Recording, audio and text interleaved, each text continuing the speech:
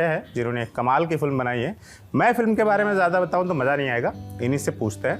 Director Duo है हमारे पास देवी प्रसाद लेंका जी, विशाल Maurya, last में देंगे आपको क्रेडिट, ठीक है राइट। कंपोजर है हमारे पास गौरव, और हमारे पास दीपनवीत हैं दश मोहपात्रा। मैंने बहुत प्रोनाउंस करने की कोशिश की कि भाई गलत न चला जाए, और ऑब्वियसली बाबूशान मोहंती जो ओडिया सुपरस्टार है और अब पैन इंडिया स्टार बनने वाले हैं, या बन चुके हैं, थर्ड को बन जाएंगे, थर्ड को बन जाएंगे। नहीं वर्ड ऑफ माउथ चल रहा है, खूब चल रहा है, बढ़िया। ठीक है, फिल्म से शुरू करते हैं। आप बताइए क्या है फिल्म आपकी? मैंने तो रिसर्च किया है पर मेरे दर्शकों को पता होना चाहिए कि क्या है। एक सिंपल कहानी है, एक डॉक्टर की कहानी है। एक डॉक्टर 151 गांव, मलेरिया से कैसे बचना है और दूसरों को बचाना है, इसके बारे में फिल्म है, सिंपल शब्दों में। अच्छा, तो आइडिएशन कहाँ से आया, किसका आइडिया था, कौन है इसके पीछे पहला आदमी, फर्स्ट कल्प्रिट? एक्चुअली हम दोनं ही थे। डॉक्यूमेंट्री हम करने गए थे मलेरिया के ऊपर। तो जब क्लोजली ये सारी चीज़ें देखी कि लोग कैसे मलेरिया को रोकने में लगे हुए हैं इंटीरियर बेल्ट में। मलकानगिरी एक डिस्ट्रिक्ट है उड़ीसा में, वहाँ पे आशा, आंगनवाड़ी, हेल्थ डिपार्टमेंट जो है, गवर्नमेंट जो है, कैसे ग्राउंड लेवल पे मलेरिया को रोक रहा है। बिकॉज नॉर्मली क्या है, बड़ी बड़ी बीमारियों को तो जानते हैं, लाइक कैंसर हो गया और मतलब काफ़ी बीमारीज हैं, लेकिन मलेरिया जैसी छोटी चीज़ के बारे में कोई बात भी नहीं करता है। लेकिन वहाँ मलेरिया ही इंटीरियर में एक बहुत बड़ा सब्जेक्ट है जिसके ऊपर इतना बड़ा काम चल रहा है। तो वहीं से हमें लगा अच्छा टॉपिक है, कभी ना कभी फिल्म बनाएंगे इसके ऊपर। तो आपने बना दी जी। कितना पीछे कितनी मेहनत हुई जब एक्चुअल शूट शुरू होने से पहले, क्या क्या किया? लगभग 1.5 साल का तो पूरा था। एंड सबसे बड़ा चैलेंज था कि ये जो पिक्चर है डॉक्यूमेंट्री मतलब जैसी नहीं लगना चाहिए। बिकॉज जो हम कंटेंट इसमें दिखा रहे हैं कैसे लोग उसको मलेरिया को ख़त्म कर रहे हैं। सुनने में लगता है मलेरिया, लेकिन उस चीज़ को एक फीचर फिल्म के एंगल से दिखाना कि हम 2 घंटे तक लोगों को सीट पे बैठा पाएँ, that was very very challenging. तो उसमें जब हम स्क्रिप्ट लिख रहे थे काफ़ी चैलेंजिंग था, उसमें टाइम लगा। गौरव जी के साथ फिर जब हम गानों पे काम किए वो बहुत ही ज़्यादा चैलेंजिंग था। बिकॉज गौरव ने भी क्या, जो लाइक नॉर्मली जो फिल्म्स होती हैं ना, जो लव स्टोरी हैं और हैं, उस तरह पे काम किया हुआ था।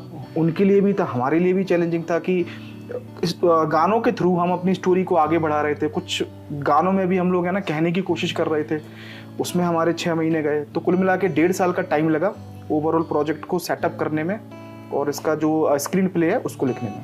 तो ये कोई एक्चुअल स्कीम भी है दमन, जो दुर्गम अंचलारे? दमन एक्चुअली ओडिशा सरकार का एक प्रोजेक्ट है, दमन दुर्गम अंचल रे मलेरिया निराकरण। ओके, तो उसी के ऊपर ही प्रोजेक्ट है। एक्चुअल स्कीम है जो वहाँ रनिंग है जी, अभी भी ऑलरेडी रनिंग है, अभी भी चल। बट ये picture based on true events हैं। इवेंट्स कई अलग अलग डेट एंड टाइम्स पे हुए हैं और अलग अलग लोगों के साथ हुए हैं।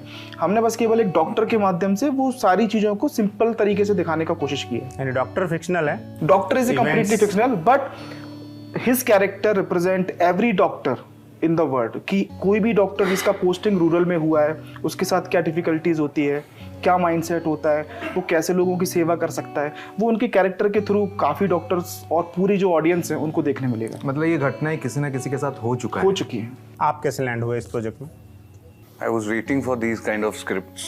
हाँ, क्योंकि आप लवर बॉय करके थक चुके थे।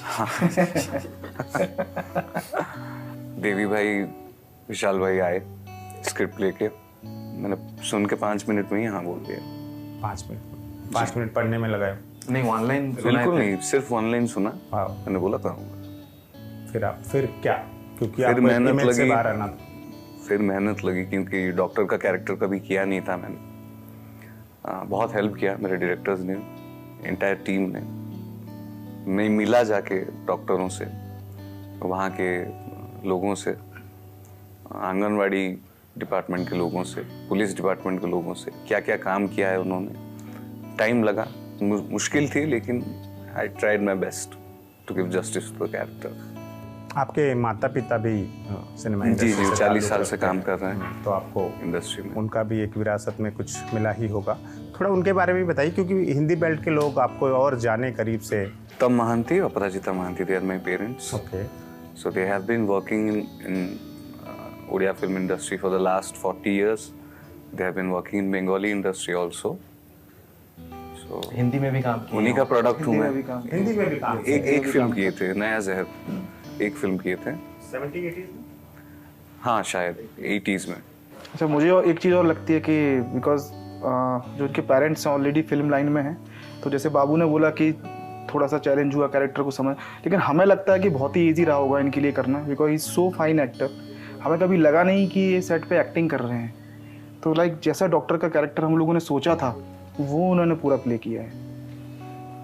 आप अपने रोल के बारे में बताइए। अपने ये फिल्म जो है कट ऑफ एरिया के बारे में है। एक मालकानगिरी करके डिस्ट्रिक्ट है उड़ीसा में, वहाँ पे एक जानबाई करके एक है, वहाँ पे एक हॉस्पिटल है, उसी के ऊपर है। तो I am playing a character जो वहाँ पे एक लोकल फार्मासिस्ट है। सो मैं तो आप वहीं रहते हैं, ये बाहर से आते हैं? हाँ, फिल्म के लिए, लेकिन असली में मैं भी भुवनेश्वर में रहता हूँ। फिल्म के कॉन्टेक्स्ट में बात कर रहा हूँ। तो ये जब स्क्रिप्ट मिला तो मुझे लगा कि हाँ एक अच्छा स्क्रिप्ट है, मैं भी हाँ बोल दिया। लेकिन जब बाद में पता चला कि I have to speak that language, क्योंकि भुवनेश्वर में जो उड़िया बोलते हैं हम, वहाँ पे वो उड़िया नहीं है, वहाँ पे एक ट्राइबल है, तो इसका अलग तरीके से बोलते हैं। सो उसको प्रैक्टिस करने के लिए मेरे डायरेक्टर बोले कि you have to capture that. So I went there, I stayed there for 14 days and लोगों से मिला, उनसे बात की, उनके वो कैसे खाना खाते हैं, कैसे चलते हैं, उनका एक तरीका है, उनका एक अलग तरीका है। जब फिल्म देखेंगे आपको पता चलेगा वो ट्राइबल लोग कैसे बात करते हैं, कैसे। तो आई एम वेरी थैंकफुल कि मुझे एक ऐसे डायरेक्टर मिले जो समझते हैं कि एक्टर का इंपॉर्टेंस क्या होता है प्रिपरेशन के लिए। I come from a theatre background, मुझे रिहर्सल बहुत चाहिए। मैं एक ऐसा एक्टर नहीं हूँ कि एक सेट में आया, स्क्रिप्ट दे दिया आपको डायलॉग बोलना पड़ा। प्रिपरेशन बहुत इंपॉर्टेंट होता है, एक प्रोसेस में जाना। सो आई एम वेरी थैंकफुल कि मुझे एक ऐसे डायरेक्टर मिले जिन्होंने इसकी अहमियत समझी और उसके ऊपर काम किया, और मुझे वो फ्रीडम दिया कि आप अपने ऊपर काम कीजिए। तभी जब शूटिंग में आए, इट्स बिकम वेरी इजी। और बाबूसान भाई के साथ काम करना it's like it's a dream comes true, क्योंकि वो ही 50 से ज़्यादा फिल्म कर चुके हैं और मैं एक न्यू कमर हूँ। तो उनके साथ काम करने बहुत मज़ा आया। एंड ये फिल्म देखिए, जो अच्छा स्क्रिप्ट जब आते हैं ना अपने पास, तो एक रिस्पॉन्सिबिलिटी बन जाती है कि कैसे निभाना है। आई थिंक ये एक टीम वर्क है, सब अपनी रिस्पॉन्सिबिलिटी समझ चुके हैं और ऐसा फिल्म बना है जिसको हम पूरे इंडिया में रिप्रेजेंट कर सकें कि हम उड़ीसा से हैं, हम ऐसा फिल्म बनाते हैं। एक्टर से बात होगी, डायरेक्टर से बात होगी, म्यूजिक जो कि एक बहुत सशक्त पार्ट होता है फिल्म का। क्या ब्रीफ था डायरेक्टर डुओ का कि भाई हमें ऐसा म्यूजिक चाहिए? पहले सबको नमस्कार। मैं बहुत खुश हूँ आज एक ये फिल्म का पार्ट बन सका, और ललन टॉप में हमारा इंटरव्यू है। हमें विश्वास भी नहीं हो रहा है। वो तो आपके काम की वजह से है। Very happy for that. पहले मैं अगर शुरुआत से बोलूँ तो एक आफ्टरनून बाबू भाई का कॉल आया मेरे को। फिर उन्होंने बोला कि एक स्क्रिप्ट है और ऐसे एक ऑफ बीट सिनेमा है, पहली बार हम कोशिश कर रहे हैं, विल यू डू इट? बोला व्हाई नॉट, डेफिनेटली। तो उन्होंने देवी भाई और विशाल भाई का नंबर दिया मेरे को। फिर मैंने उनके साथ कांटेक्ट किया और फिर उन्होंने फ़ोन पे ही हमारा बातचीत हुआ। फिर मैंने उनको जाके उनके ऑफिस में मिला और दे नरेटेड द एंटायर स्क्रिप्ट। मुझे उस टाइम जब उन्होंने पहली बार बोला मेरे को, मुझे लगा कि ये डॉक्यूमेंट्री होगा क्या ये सिनेमा। तो मुझे ऐसा लग रहा था, मैं पहली बार मुझे लग रहा था कि यहाँ पे कैसे गाने हम कर सकते हैं बोल के। तो ये सब्जेक्ट ही टोटल डिफरेंट है, रियलिस्टिक अप्रोच है। तो जब हमने गाने शुरू किए तो और एक प्लस पॉइंट क्या है, बाबू भाई खुद एक बहुत अच्छे म्यूजिशियन भी है और सिंगर भी है। तो मैं जब गाने बनाता था तो उनको पहले भेजता था, तो उनको पसंद आता था। फिर देवी भाई, विशाल भाई उनको भेजता था, दीप भाई हमारे जो प्रोड्यूसर है उनको भेजता। तो टीम में ओपिनियंस डिफर करना शुरू हुआ। तो बाबू भाई को अच्छा लगता था तो कभी दीप भाई को अच्छा लगता था, विशाल भाई को अच्छा नहीं लगता था, देवी भाई को अच्छा लगता, ऐसा चल रहा था। तो एक बार मैंने परेशान हो के बाबू भाई को बोला, भाई दे आर नॉट अप्रूविंग, इतना मैंने किया, इतना हार्ड वर्क कर रहा हूँ, कोई अप्रूव नहीं कर रहा है। फिर उन्होंने मेरे को बोला कि एक काम करो, जब तक पूरा गाना नहीं हो जाता है उनको मत भेजो, ऐसे गिटार में गा के तो बिल्कुल ही मत भेजो। तो सबका ऐसा कान नहीं होता है कि वो जान पाएंगे अरेंजमेंट के बाद कैसा लगता है। फिर हमने जब काम किया, धीरे धीरे स्क्रिप्ट में इन्वॉल्व होता गया, मज़ा आया एक्चुअली। एंटायर प्रोसेस हमने एंजॉय किया और बहुत इनपुट्स दिए मतलब ये चारों जो गाने हैं ये स्टोरी को एक मतलब आगे बढ़ने की कोशिश, मतलब आगे बढ़ने की सहायता करती है मतलब फिल्म को। तो ऐसा नहीं कि मतलब यहाँ पे एक गैप आ गया तो गाने डाल दिए। वो चारों गाने स्टोरी टेलिंग के हिसाब से जाते हैं, फिलर्स नहीं है। मतलब ये 4 गाने भी एक कैरेक्टर्स है मूवी में, तो उस तरह ही काम हुआ है। और चारों गाने डिफरेंट जॉनर्स के हैं। फिर जब हमने हिंदी में डबिंग किया, हिंदी में आया कि हम हिंदी में करेंगे बोल के, तो बहुत एक्साइटेड लगा। और हमारा मेन मोटिव ये था कि गाने ट्रांसलेटेड ना सुनाई दे, ज़्यादातर ऐसे सुनाई देता है, तो ट्रांसलेटेड ना सुनाई दे। तो हमने बहुत मेहनत किया और करीब 6 दिन में हमने 4 गाने मतलब क्रैक किए। दिव्यजीत साहू बोल के है हमारे लिरिसिस्ट, जो नहीं आ पाए हैं आज, उन्होंने बहुत बेहतरीन लिखा है। हिंदी में किसने किया? उन्होंने? हाँ, हिंदी में लिखा है, सेम है, म्यूजिक सेम है, वो बस तो सेम ही रहेगा। मैं कह रहा हूँ जब ट्रांसलेशन किया तो वो भी सेम लिरिसिस्ट ने किया? नहीं, उड़िया में लिखे थे जेपी वर्ड्समिथ और बापू गोस्वामी, और हिंदी में लिखे हैं दिव्यजीत साहू। जी। और फिर मतलब धीरे धीरे गाने रिलीज हुआ है। 3 गाने हैं और 1 गाना बाकी है। तो 4 गाने हैं, जिसमें एकला चाले रे एक गाना है, जावेद अली जी ने गाया है, और एक दिव्य कुमार जी ने 2 गाने गाए हैं, एक ढेमसा बोल के और एक टाइटल ट्रैक दमन का, और एक गाना है निच्छाटिया मोनो जो ओडिया में था, जो बाबू भाई ने गाया था, वो उन्होंने गाया है, अभय जोधपुरकर जी ने गाया है, कोई है क्या जी, कोई है क्या। तो आपने उड़िया में गाया है? जी। अपनी ही मूवी में खुद के लिए गाना गाया है, आपने कंपोज किया है? जी। सुनाइए प्लीज ओडिया वाला सुनाइए और ट्रांसलेट भी कीजिएगा उसके बाद, ऑफ कोर्स। हिंदी का सुना देंगे फिर। हाँ, प्लीज।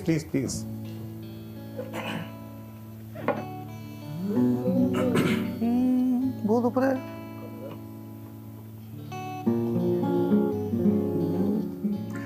बुला फकीर है मुचाले पहाड़ छाई रे मो झूला मुणी को भरी देला तुम्हें आनी छारे ए बिजुलिया लुआरे निज मुह खोजी देखो अणदेखा करिछ जाहाको से बोधे तुमर तुहाकु तुहा वर्षा लुह होइब हे असर पड़ेनी हेले काई कहे रे मते देखा दियो कि तुमे रत रत संज बेଳରେ तुमे आउ केही नुहे मो निछाटिया मनर छाई। Thank you sir. मतलब आपकी आवाज़, आपका म्यूजिक सब सूदिंग है, इतना सुंदर। क्या मतलब था इसका, कोई बता दे? इसका हिंदी वाला समरी। उड़िया का एक पॉइंट पे आता है जब एक्चुअली एक पॉइंट पे आता है जब जो कैरेक्टर है वो अपना मतलब खुद के मन के साथ बात करता है, वो लोनली फील करता है, और उस टाइम पे वो हेल्पलेस फील करता है कि कोई नहीं है उसके पास, मतलब वो खुद एक दलदल में आके फंस गया, ऐसा लगता है उसको। बेसिकली ये विजुअल है जो पोस्टर में है अभी, इसी के ऊपर, ये लेके इसी जा गाने रहे के ऊपर है। जब ये सीक्वेंस आता है, यही सीक्वेंस है। हाँ, सीक्वेंस पे ये गाना चलता है। आइडिया लॉक हो गया, एक्टर्स फाइनल हो गए, आगे क्या दिक्कतें आई? सुना है बहुत रिमोट एरियाज में आपने शूट किया है, ट्राइबल्स के साथ शूट किया है, एक्टर्स कई सारे ऐसे हैं जो एक्टर्स नहीं हैं, वो सब बताइए, आप लोग बताइए, जो आप लोगों ने ज़्यादा सर खपाया होगा इसके पीछे। जी, बिकॉज एक बार स्क्रिप्ट लॉक हो गया, कास्टिंग लॉक हो गया, तो इनका कास्टिंग तो लॉक हो गया जो मेन लीड है। उसके बाद आइडिया ये था कि इस पिक्चर को जितना रॉ रखना है और जितना कन्विंसिंग लगे ऑडियंस को, वैसा हमारा कोशिश था। तो उसके लिए पहली चीज़ थी कि उन लोकेशंस पे आपको जाना है, वो जो ट्राइबल्स हैं वहाँ के उनके साथ काम करना है, जो लोकल्स हैं जो वहाँ की लैंग्वेज बोलते हैं उनके साथ काम करना है। तो वो हमने फिर ढूंढना चालू किया। हाल करके एक जगह है वहाँ पे, हिंदुस्तान एरोनॉटिकल लिमिटेड, जहाँ के एम्प्लॉयज़ कुछ हैं, वहाँ हम गए, उनके साथ हम लोगों ने ऑडिशंस किए, वहाँ से कुछ आर्टिस्ट लॉक किए। उसके बाद फिर जो इंटीरियर गांव में हम लोग जाते थे, जो वहाँ के ट्राइबल्स थे, वहाँ पे जाके हम मतलब गोरिल्ला ही देखते थे, किसी को पकड़ के कि अच्छा ये आर्टिस्ट लग रहा है, इसको पकड़ो, उनसे एक्टिंग कराओ। तो बड़ा ही मुश्किल होता था, बिकॉज ना उनको हमारी भाषा पता है ना हमें पता है, बीच में किसी को रखना पड़ता था कि भाई आप उनको समझाओ। और फिर ये भी होता था कि कैमरा देख के लोग कॉन्शियस हो जाते हैं, तो उनको उसके लिए वर्कशॉप करवाया मतलब हमने। ऐसा फील भी ना हो कि कैमरा यहाँ रखा है या यहाँ, तो जैसे एक नॉर्मल कॉन्वर्सेशन होता है ना कि आप कुछ मत सोचो, बस आप मुझसे बात करो, वैसे करो, तो वैसे करके उनसे सारा एक्टिंग करवाया। तो डिफिकल्ट रहा। उसके अलावा वेदर वाली एक बहुत ही खतरनाक चीज़ है, बिकॉज थोड़ा सा माउंटेन वाला एरिया है जहाँ हमने शूट किया। तो कहाँ शूट हुआ है? कोरापुट में हमने शूट किया है, मलकानगिरी में कुछ है, तो कोरापुट के अराउंड मोस्टली हमने शूट किया है। तो इट्स वेरी हिली एरिया, ठंडी बहुत पड़ती है। और जहाँ शूट किया है वहाँ पे mobile towers and networks and communication is मतलब बहुत डिफ़िकल्ट है। जब शूटिंग करते हैं तो काफ़ी इक्विपमेंट्स होते हैं, लाइक क्रेन है और लाइट इक्विपमेंट्स हैं, उनको ले जाना, कैरी करना, गाड़ियाँ जा नहीं सकती हैं, खुद पैदल चल के जाना है, नदी क्रॉस करके माउंटेन पे जाना है, तो पहुँचना बहुत डिफ़िकल्ट था। एंड सबसे बड़ी चीज़ थी कि वैनिटी वैन नहीं होती थी हमारे पास, जो आर्टिस्ट हैं और किसी के लिए भी, तो वो सब अरेंजमेंट को देखना। उसके अलावा सपोज एक फूड ट्रक आ रहा है या किसी आर्टिस्ट को मेन लोकेशन से गांव में आना है, तो अगर थोड़ा सा भी चेंज हो गया कि मैं अभी यहाँ शूटिंग कर रहा था और लोकेशन चेंज हो गई, तो उसको बताएंगे कैसे, क्योंकि फ़ोन तो लगता नहीं है। फिर प्रोडक्शन में गाड़ी लेके कोई जा रहा है, बीच में कहीं ढूंढ रहा है, कहाँ पहुँचे हो, फिर उनको पकड़ के वो लोकेशन पे लाते थे। तो बहुत सब डिफिकल्टीज थी वहाँ पे सब। तो जाहिर सी बात है, जो काम 2 दिन में होना है उसको 4 दिन लगे होंगे। करेक्ट खिंच गया होगा। जी जी जी। प्रोड्यूसर बोलता होगा but now he is happy because Orissa में इतना अच्छा परफॉर्म किया है। हाँ, तो बहुत खुश है। परफॉर्मेंस पे आते हैं। कौन सा मोमेंट था जब आपको समझ आ गया कि फिल्म काम कर रही है बॉस, मज़ा आ गया? स्क्रिप्ट सुन के ही पता था कि पिक्चर अच्छी बनेगी। रिसेप्शन की बात कर। जब मैंने पहली बार स्क्रीनिंग देखा इनके पास, मैं बोला पिक्चर चलेगी। और कॉल्स मैसेजेस कब से आना शुरू हुआ? कितने दिनों के बाद आपको लगा कि यार हमने कुछ कमाल चीज़ बना दी है? एक्चुअली पहला 3 दिन हमारे लिए इम्पोर्टेंट था। फ्राइडे को जितना फुटफॉल होना चाहिए था, और हमें एक्चुअली पहले तो स्ट्रगल करना पड़ा स्क्रीन मिलने में, क्योंकि पहले ही लोगों को लगा कि ये डॉक्यूमेंट्री मूवी होगा, इसमें हीरोइन नहीं है। करेक्ट। तो कैसे क्या चलेगा। फिर हम इसको जून में रिलीज़ करने वाले थे, नहीं मिला। फिर उसके बाद हम अगस्त में गए, नहीं मिला। फिर सितंबर में गए, नहीं मिला। फिर जून में जब थिएटर कुछ खाली था तभी मिला। लेकिन पहला दिन तो मिला नहीं इतना, बहुत कम स्क्रीन में डाले हुए थे। 3 दिन के बाद, मतलब फ्राइडे सैटरडे संडे के बाद, मंडे से ये पकड़ में आ गया। मंडे से ही हाउस जो ज़्यादा रश का होता है वो ठीक नहीं था। हाँ, Monday onwards word of mouth बहुत तेजी से हुआ मंडे के बाद से। तो जहाँ भुवनेश्वर में कुछ 4-5 स्क्रीन मिला था, उसके बाद 30 स्क्रीन हमारा हुआ। 32-33 स्क्रीन मिलने लगे ओनली भुवनेश्वर में। फिर एक हफ्ते के नेक्स्ट वीक फ्राइडे से ही डिमांड आया कि बाहर रिलीज करवाओ इसको, 20 तारीख के आसपास, नवंबर 20। फिर हमने इसको ऑल इंडिया रिलीज करवाया। वहाँ पे भी चेन्नई में, बेंगलोर में हाउसफुल जाने लगा। तो ये जो ग्रैंड सक्सेस है, इसके पीछे कोई ऐसी वर्कआउट की हुई स्ट्रेटेजी थी या प्योरली वर्ड ऑफ माउथ चल रहा है? ऑनेस्टी, लोगों को पसंद आ रहा है, बस वही सच्चाई है। देखा जाए तो प्योरली वर्ड ऑफ माउथ। और उड़िया के लोग बहुत दिन से वेट कर रहे थे कि ऐसे कोई फिल्म आए जो हम बोल सके कि हाँ हम भी फिल्म बनाते हैं। People of Orissa. मैं थोड़ा सा उड़िया फिल्मों के बारे में भी जानना चाह रहा था। आप इतने दिनों से काम कर रहे हैं, आप सब लोग वहीं से हैं, कि किस तरह की फिल्में उस रीजन में काम करती हैं, कैसे फिल्मों को ज़्यादा यूजुअली क्या होता है, जैसे मास फिल्में बनती हैं, रीमेक्स वहाँ पे वही चलता है। हिंदी की रीमेक्स बन जाती होंगी। हाँ, हिंदी, साउथ रीमेक्स, बांग्ला, वैसे ही पिक्चर है। मतलब रिस्क फ्री मूवी बनाते हैं लोग। फॉर्मूला मूवी, हिट फॉर्मूला जो होता है हर जगह पे। फॉर्मूला मूवी ये आउट ऑफ बॉक्स था। Out of box. हॉलीवुड में भी टॉम क्रूज वही बना रहे हैं। ग्रेट। कहाँ प्रीमियर हुई है? इंडिया से बाहर भी? अभी होगी। अच्छा, अभी होगी। तो excited for that? Very much excited. पहले रीजन में अपने, फिर पैन इंडिया, पैन वर्ल्ड। मज़ा आ रहा है। माता पिता का क्या रिएक्शन रहा आपका? They were very emotional. Yes. This much years of your career. Yes. This is not only for them, for the entire state. This film is representing Odisha right now. हाँ, अभी मैं बैकस्टेज बात कर रहा था कि जब पैन इंडिया फिल्मों की बात हो रही तो आजकल साउथ हो रहा है, पूरी हिंदी बेल्ट साउथ की महिमा गा रही है। ख़ासतौर से तमिल मलयालम में कुछ अच्छी फिल्में बनती हैं, वहाँ बैलेंस है, या तो रजनीकांत होगा वहाँ, या फिर कुछ कर्णन जैसी अच्छी और मारी सेल्वराज जो वहाँ फिल्में बनाते हैं, उस तरह की फिल्में होती है। मलयालम में फहद फासिल एंड टीम बहुत अच्छा काम कर रही है।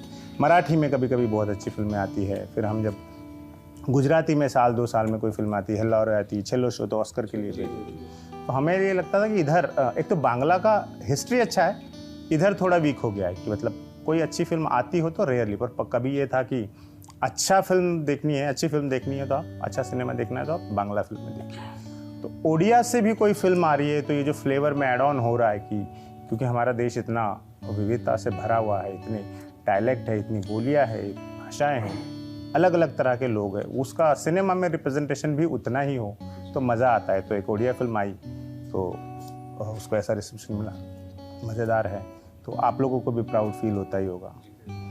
जैसे मेरे दर्शक है, अगर वो ओडिया से अभी परिचित हो रहे हैं और उनको फिर और जानना है ओडिया फिल्मों के बारे में, तो क्या देखें वो बताइए। आप 3 फिल्में बता दीजिए कोई भी कि ये ज़रूर देखें, कुछ म्यूजिक, कोई किस एक्टर्स की फिल्में देखें। फिलहाल बोलूँ मैं अभी दमन देखिए, और कुछ नहीं बोलूँगा, वो तो सब देख ही रहे हैं। हिंदी में आप अब आ रहे हैं, अजय ने लॉन्च किया, कुछ और बातें हो रही है किसी से आगे के प्रोजेक्ट्स के लिए, खासतौर से आपकी? जी नहीं, फिलहाल नहीं होंगी। I wish. मुंबई जाके रहेंगे 1 महीना, हो जाएगा। हाँ होगा, क्योंकि अच्छी फिल्म जब कोई करता है, ऐसे बहुत सारे हमने रीजनल स्टार्स देखे जिन्होंने अच्छा काम किया और वो आगे बढ़ के फिर main stream Hindi, main stream नहीं कहेंगे, मैं रीजनल कहना भी टालता हूँ क्योंकि हर हिंदी भी किसी रीजन की ही भाषा है, तो कोई स्पेसिफिकली हिंदी को हम इतना बढ़ा चढ़ा के पेश करते, जबकि मीनिंगफुल सिनेमा हर भाषाओं से आ रहा है, अच्छा सिनेमा आ रहा है। और इधर कुछ दिनों से बॉलीवुड को थोड़ा सा टिंचर भी दे रहे हैं लोग कि तुम लोग ठीक पिक्चरें नहीं बना रहे हो, but anyway that's different story. Pathaan चल रही है, 1 ही वीक हुआ है, नेक्स्ट वीक आपकी फिल्म आ रही है। इवन शहजादा वालों ने 1 हफ्ता और उनकी 10 को आ रही थी, उन्होंने 17 कर दी क्योंकि पठान बहुत बड़ी फिल्म है और अभी सारे थिएटर्स वगैरह ऑक्यूपाई कर रखे हैं। आपको थोड़ा सा कंसर्न है इसको लेकर? ये पिक्चर कम्प्लीटली डिफरेंट जॉनर का है, सो पठान देख के इसे देखिए, ठंडा हो जाएंगे। वो गर्म करती है, ये ठंडक देगी। पठान गर्म करती है, दमन ठंडा करती है। तो आपको भरोसा है कि आपकी फिल्म जो है इतनी मजबूत है कि लोग देखने आएंगे। खैर ये तो प्रूव भी हो चुका है कि जब आपने उड़िया में इतना बढ़िया परफॉर्म किया तो ठीक है। आने वाले प्रोजेक्ट्स आपके? फिलहाल अभी कुछ नहीं है, बातचीत चल रही है। आप भी चूजी हैं बहुत स्क्रिप्ट के मामले में? मैं 2 साल काम बंद कर लिया था, बोर हो गया था जी। इस पर क्या कहें, आप बोर हो गया था आपको? Nice answer. आप? अभी बातचीत चल रही है। I am working in 2 Odia films and I am looking forward to work in other languages also. अच्छा, विच लैंग्वेज? I'll try. आपका बता दीजिए। अभी दमन के बाद बहुत सारे नए अपॉर्चुनिटीज़ आ रहे हैं, तो मतलब अभी डिपेंड करता है कि मतलब सब्जेक्ट अच्छा होना चाहिए और डायरेक्टर्स उनका विजन अच्छा होना चाहिए। तो अभी भी थोड़ा बातचीत चल रहा है, ऐसे कुछ मतलब फाइनल नहीं हुआ है अभी। प्रोड्यूसर्स आ रहे हैं आपके पास, आप दोनों के पास? आ रहे हैं, लेकिन प्रोड्यूस करेंगे। नहीं, लेकिन अभी हमारा मानना है कि एक बार में एक चीज़ पे टारगेट करना है, तो फर्स्ट कंप्लीट दमन, उसके बाद आगे का आगे देखेंगे। एक्चुअली हमें लगा था कि नवंबर 3 के बाद हमारा काम खत्म, और उसके बाद नवंबर 4 के बाद, और उसके बाद कुछ नए पे ट्राई करेंगे, लेकिन देखे कि उसके बाद काम बढ़ गया। उसके बाद काम बढ़ गया। अब तक स्क्रिप्ट वगैरह पढ़ रहे हैं? अभी नहीं, ऑनेस्टली अभी कुछ भी नहीं सोच रहे हैं, केवल दमन पे फोकस है। एक बार में एक प्रोजेक्ट। हिंदी में आपकी फिल्म आ रही है, तो हिंदी दर्शकों के लिए रीजनल सिनेमा से जब अच्छी फिल्में आती हैं तो उनको एक नया फ्लेवर तो मिलता ही है, साथ ही साथ नए एक्टर से परिचय करने का उनको मौका मिलता है। आप जब हिंदी सिनेमा देखते हैं तो किस तरह की फिल्में आप लोग पिक करते हैं कि यार ये फिल्म अच्छी है? हर किस्म की पिक्चरें देखता हूँ, अच्छी पिक्चर। आपकी फेवरेट हिंदी मूवी कौन सी? DDLJ DDLJ, जी शाहरुख खान जी। जिंदा है। आपकी? Gangs of Wasseypur. अनुराग, कल ही हमारे यहाँ अनुराग का 3-2.5-3 घंटे का एक इंटरव्यू हुआ है। पहले यहाँ थे वो, फिर वहाँ चले गए थे, तो वो ज़रूर देखिएगा, मज़ेदार है। आप लोग? हम लोग का चेंज होता रहता है बिकॉज उम्र के हिसाब से ना फिल्मों का टेस्ट चेंज होता रहता है ना। अभी एज ए मेकर देखते हैं तो कभी कुछ अच्छा लगता है, कभी कुछ। बेसिकली नाउ इट्स लाइक कि फिल्मों से क्या सीखने मिल रहा है हमें, अभी वो थोड़ा सा जब एज ए ऑडियंस देखते हैं तो अलग है, एज ए मेकर देखते हैं तो अलग अलग फिल्में अलग अलग चीज़ें सिखाती हैं। तो कोई ऐसी पर्टिकुलर पिक्चर तो नहीं बोल सकते हैं अभी। अच्छा, आप प्रिपरेशन के वक्त कोई फिल्म देखी है आपने? जैसे जब मैंने दमन का आइडिया सुना तो मुझे पंकज कपूर की एक डॉक्टर की मौत याद आती रही कि वो भी एक डॉक्टर था जो, पर वो अलग तरह का संघर्ष था। प्रिपरेशन मैंने पिक्चरें देख के नहीं की, मैंने फील्ड पे किया। फील्ड पे किया है, लाइक डॉक्टरों से मिला, ऑफिसर्स जो हैं वहाँ पे जो काम किए थे वो टाइम पे, उन लोगों से मिला, वहाँ के लोगों से मिला, कैसी जगह है वो घूमने गया। मैं directors really help me, injection लगाना सीखा है। और हमने इनको जो डॉक्यूमेंट्री हम लोग बनाए थे दमन के ऊपर, इनको दिखाया कि किस तरह से लोग जा रहे हैं, क्या कर रहे हैं, वो सारी चीज़ें आइडियाज था। अच्छा, पहले डॉक्यूमेंट्री बनाई थी पहले आपने? हमने डॉक्यूमेंट्री बनाया था फिर दमन उसको- प्रोजेक्ट के ऊपर। फिर एक फीचर फिल्म में उसी आइडिया को कन्वर्ट कर दिया। Yes, great. तो वो ऑलरेडी लॉट ऑफ उपलब्ध है? इन्फॉर्मेशंस। हाँ तो उपलब्ध है पब्लिक डोमेन में डॉक्यूमेंट्री? हाँ उपलब्ध है हाँ एक्चुअली, नाइस, तो लोग चाहे तो उसे भी देख सकते हैं। Great. So it was very very nice talking to you, और आप लोगों को बहुत बहुत शुभकामनाएं, और शुभकामनाएं की वैसे ज़्यादा